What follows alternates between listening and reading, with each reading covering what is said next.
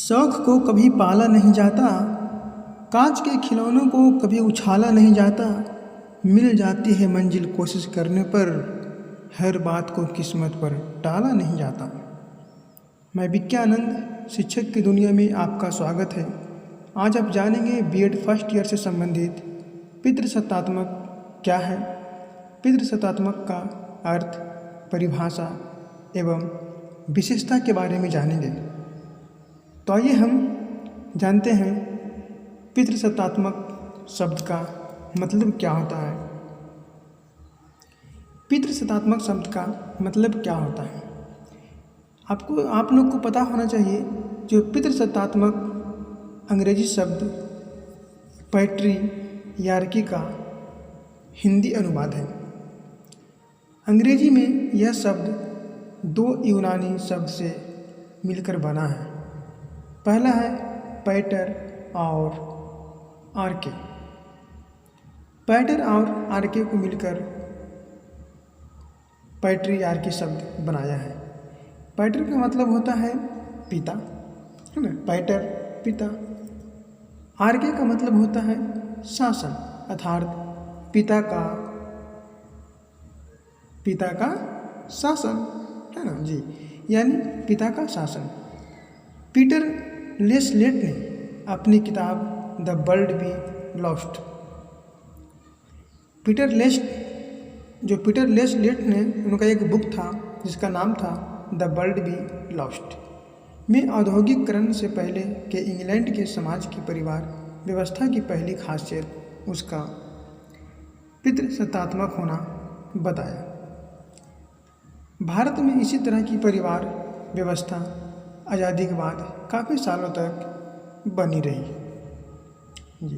काफ़ी साल तक जब मेरा देश आज़ाद हो गया था, उसके बाद भी जो पितृसत्तात्मक व्यवस्था होता है वो बनी रही जी। आगे देखते हैं। अगला पॉइंट है पितृसत्तात्मक का अर्थ क्या होता है। पितृसत्तात्मक के आशय है पिता की सत्ता से, बिल्कुल जो पिता की सत्ता होता है वो पितृसत्तात्मक का अर्थ होता है। पितृसत्ता दो शब्दों से मिलकर बना है। पहला है पितृ एवं सत्ता, जहाँ परिवार में सत्ता पिता के हाथों में होता है। जो भी परिवार की सत्ता होती है वो किसके हाथों में होती है, वो पिता की हाथों में होती है। पितृसत्ता एक ऐसी सामाजिक व्यवस्था है जिसमें महिला की तुलना में पुरुष को अधिक केंद्रीय स्थान प्राप्त है। महिला की तुलना में पुरुष को अधिक अधिकार प्राप्त है। भौतिक परिस्थिति एवं सामाजिक संरचना के कारण पुरुषों को अधिक अधिकार प्राप्त है जी। पुरुषों को क्या है, अधिक अधिकार प्राप्त है। इस व्यवस्था में निर्णय लेने का अधिकार पुरुषों को अधिक मिलता है, बिल्कुल सही बात है। घर का कोई यदि काम काज हो रहा है तो इसमें निर्णय कौन लेता है, पुरुष, है ना जी। इस व्यवस्था में महिलाओं की स्थिति मुख्य न होकर गौण होती है, और जो पुरुष लोग निर्णय लेते हैं सिर्फ महिला लोग क्या चुपचाप उसे सुन लेती है। पितृसत्ता व्यवस्था में महिलाएं पुरुषों पर लगभग आश्रित होती हैं। जितनी भी महिलाएं होते हैं लगभग पुरुषों पे आश्रित होते हैं। सभी की बात नहीं कर रहे हैं, लगभग केस में जितनी भी महिलाएं होती हैं पुरुषों पे आधारित होते हैं, पुरुषों पे आश्रित रहते हैं। घर की वस्तु, जमीन, जायदाद आदि पुरुषों के नाम पर ही होते हैं, है ना। क्या होता है, पुरुषों के नाम पे ही होते हैं। यहाँ तक कि बच्चों की पहचान पिता के नाम से ही होता है। आप गांव घर में देखे होंगे, कोई भी कहेगा मम्मी के नाम से, माता के नाम से नहीं जानता है ना, लोग पिता के नाम से जानता है। इनके बेटा था, उनके बेटा था, है ना, इस तरह से बातें करता है। बट ये नहीं बोलता है कि मम्मी के नाम लेके, माता के नाम लेकर कि इनके बेटा था या बेटी थी। तो जो बच्चे का नाम भी लेते हैं लोग तो पिता के नाम से ही जानते हैं। जी, विवाह के बाद ऐसी सामाजिक व्यवस्था में महिलाओं का उपनाम भी बदल जाता है। जैसे किसी महिला का विवाह हुआ, शादी हुआ, है ना, ऐसी सामाजिक व्यवस्था में महिलाओं का उपनाम भी क्या होता है, बदल जाता है। अब देख लेते हैं परिभाषा। जिल्लाह के अनुसार, जिल्लाह एक मनोवैज्ञानिक थे, उनके अनुसार देखते हैं पितृसत्ता एक ऐसी राजनीतिक संरचना है जो पुरुषों के पक्ष में होता है। जिल्लाह का कहना है जो पितृसत्ता एक ऐसी व्यवस्था है कि कोई भी निर्णय जो होती है वो पुरुषों के पक्ष में होती है। एक बाल्बी थी, बाल्बी के अनुसार देखते हैं पितृसत्ता ऐसी सामाजिक प्रथा है, पितृसत्ता ऐसी सामाजिक प्रथा है जिसमें पुरुषों को स्त्रियों पर अधिकार रहता है, पुरुष को स्त्री पर अधिकार रहता है तथा वे उनका शोषण एवं उत्पीड़न भी करते हैं। कहीं कहीं ये बात सुनने को मिलता होगा, है ना। जी, आगे देखते हैं मेगी के अनुसार पितृसत्ता एक पुरुष आधारित तंत्र है जो स्त्री के सामाजिक, राजनीतिक एवं आर्थिक संस्थाओं को दबाकर रखते हैं।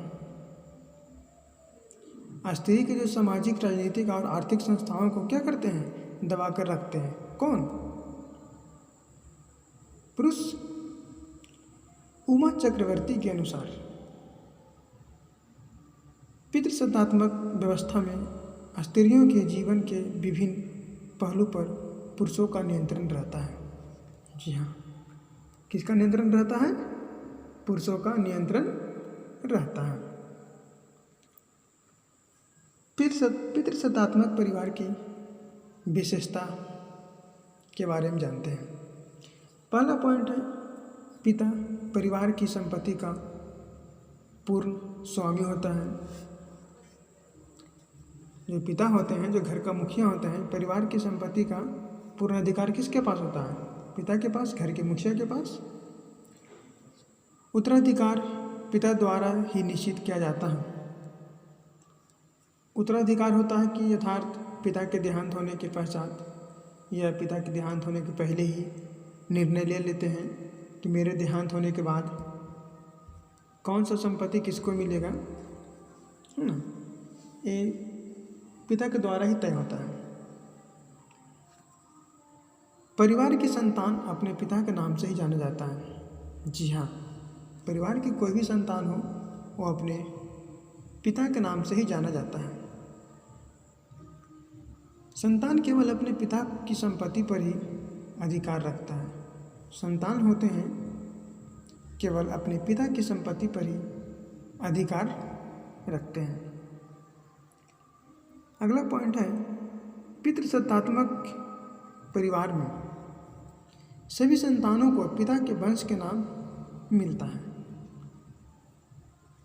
पिता के वंश के नाम मिलता है। पिता के उपरांत के बाद बड़े पुत्र को ही सत्ता प्राप्त होती है। आप बहुत सारे फिल्मों में, रामायण महाभारत में आप देखे होंगे, जो बड़ा पुत्र है उन्हीं को उत्तराधिकार बनाया जाता है ना। जी, आगे देखेंगे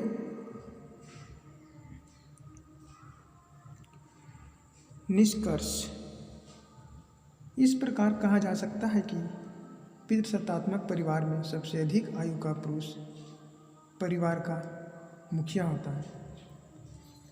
जो सबसे अधिक आयु का जो परिवार होता है, जो पुरुष होता है, वही क्या, घर का मुखिया होता है, जो परिवार की देखभाल करता है तथा अन्य सदस्य उसकी आज्ञा का पालन करता है। वंश पिता के नाम पर ही चलता है। जो वंश होता है वो पिता के नाम पर ही चलता है। तथा पिता की संपत्ति पर उत्तराधिकार पुत्र होता है। कौन होता है? पुत्र होता है। तो मैं उम्मीद करता हूँ कि आपको ये टॉपिक समझ में आ गया होगा। यदि आप मेरे चैनल पर नए हैं तो प्लीज़ चैनल को सब्सक्राइब ज़रूर करें, और यदि आप इसका PDF लेना चाहते हैं तो नीचे टेलीग्राम चैनल का लिंक दिया गया है, आप चैनल को क्लिक करके PDF को प्राप्त कर सकते हैं। जय हिंद, जय भारत।